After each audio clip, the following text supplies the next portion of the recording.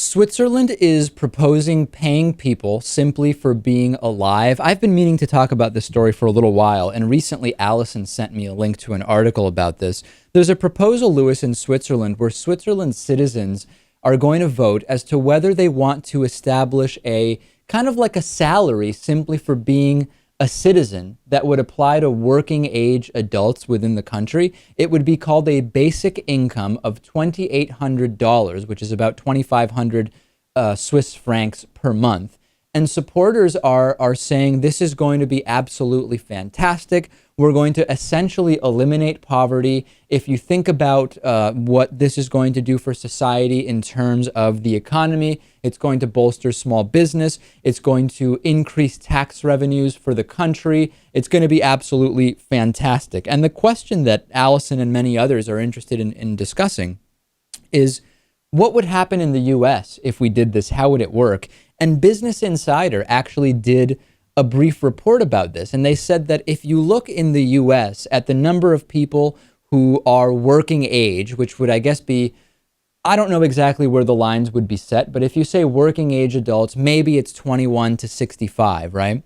And if you look at the poverty line, if you look at Social Security benefits, if you look at housing vouchers and food stamps and all of the other benefits, you could actually do away with all of those things by giving everybody a salary, so to speak, that would get them above the poverty line and where they don't qualify for these government benefits, and that you actually wouldn't be losing that much money. In other words, you might, in the net, still be spending more by giving everybody a basic salary over what you save by eliminating all of the so-called benefits, but that there could be tons of intangible benefits, Lewis, right? Which is stimulus. You eliminate so much bureaucracy and administration, etc. Now, the drawbacks are that it is true that if you have a basic income of $2,800 a month or something like that, which is about $32-ish thousand a year, that it is a true disincentive to work, because now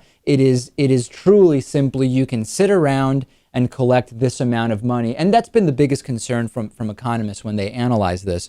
It would never, ever, ever pass in the United States. Obviously, I'm not considering it as something we may ever have, at least not in the next, I don't know, 100 years minimum. Who knows? Things could change quickly, but not given the current state of political affairs. But it is a pretty interesting thing to think about, and I'm so curious as to how this will work in Switzerland if they do implement it.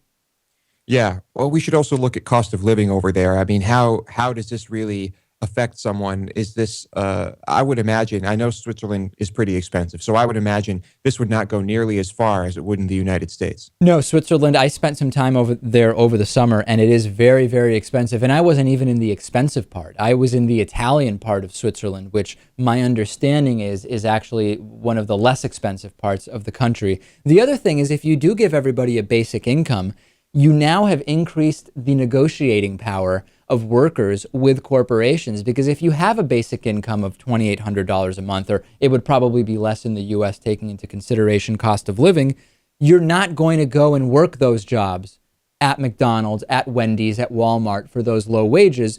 It would be very interesting to see what would happen to those corporations. One thing is they'd have to pay more money and they would make less in order to attract workers.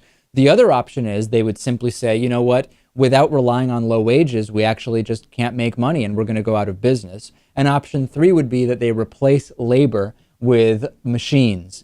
And if that is possible, then the question obviously is, do we really need people working those jobs at all?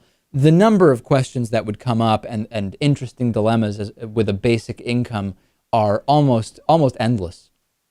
Yeah, it's certainly an interesting experiment. I hope that it goes through so we can see just see what happens.